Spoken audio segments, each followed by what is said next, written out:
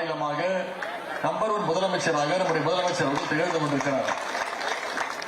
எனவே அந்த முதலமைச்சர் அவர்களுக்கு தமிழ்நாட்டு மக்கள் அடுத்த தேர்தலையும் வெற்றி வாய்ப்பை தருவதற்கு தயாராக இருக்கின்றார்கள். அந்த வெற்றி வாய்ப்பை இங்கு வந்திருக்கக்கூடிய உடன்பிறப்புகள் நீங்கள் உறுதி செய்ய வேண்டும்.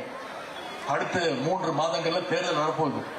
இந்த தேர்தல் மீண்டும் அதிமுக தமிழ்நாட்டுக்குள்ள அனுபவிச்சிட்டீங்கன்னா, சென்ற 10 வருடங்கள் அதிமுக ஆட்சியில் தமிழ்நாட்டை அதிமுக பாஜகவுக்கு கிட்டத்தட்ட வாடகைக்கு விட்டுருந்தாங்க. மீண்டும் ஒரு முறை அவங்களுக்கு வாய்ப்பு விட்டுட்டீங்கன்னா இன்னைக்கு தமிழ்நாட்டை பாஜகவுக்கு அதிமுக வித்துருவாங்க. இன்றைக்கு பாஜகவுடைய அடிமையாக அதிமுக செயல்பட்டு கொண்டிருக்கிறது. பாஜக என்ன திட்டத்தை கொண்டு வந்தாலும் அதை செயல்படுத்துவதிலேயே, அதற்கு ஆமாசாமி போடுவதிலேயே இன்றைக்கு அதிமுகவினர் குறியாக இருக்கின்றார்கள். குறிப்பாக எதிர்க்கட்சி தலைவர் திரு எடப்பாடி பழனிசாமி அவர்கள் இன்று அண்ணா திராவிட முன்னேற்ற கழகத்தை என்பதை மறந்து அது ஒரு அமித்ஷா திராவிட முன்னேற்ற கழகமாகவே மாறி இருக்கிறது என்றால், அந்த அளவுக்கு அமித்ஷாவுடைய அடிமைகளாக இன்னைக்கு அதிமுகவினர் மாறி இருக்கிறாங்க.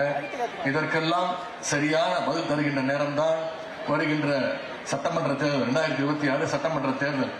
இன்று அடுத்த 3 மாதங்கள் இந்த ஆட்சியினுடைய சாதனைகளை, நம்முடைய அரசினுடைய கொள்கைகளை, திட்டங்களை மக்கள்கிட்ட கொண்டு போய் ஞாபகப்படுத்தி நீங்கள் தொடர்ந்து அந்த பிரச்சாரத்தை செய்ய வேண்டும் என்று கேட்டுக்கொண்டு, இன்றைக்கு கலைஞருடைய சிலை முன்பு அந்த உறுதிமொழியை ஏற்போம். மீண்டும் நம்முடைய திராவிட மாடல் அரசு நம்முடைய முதலமைச்சர் அவர்களை மீண்டும் முதலமைச்சராக அமர்த்தி தீர்வோம் என்று கூறிக்கொண்டு இந்த சிலை திறக்கின்ற வாய்ப்பை அளித்த கழகத்துடைய துணை பொதுச் செயலாளர் அன்பு பொன்முடியன் அவர்களுக்கும், மாவட்ட கழக பொறுப்பாளர். பிளே ஸ்டோர் மற்றும் ஆப் ஸ்டோரில் இருந்து பாலிமர் செயலியை QR கோடு மூலம் பதிவிறக்கம் செய்யுங்கள்.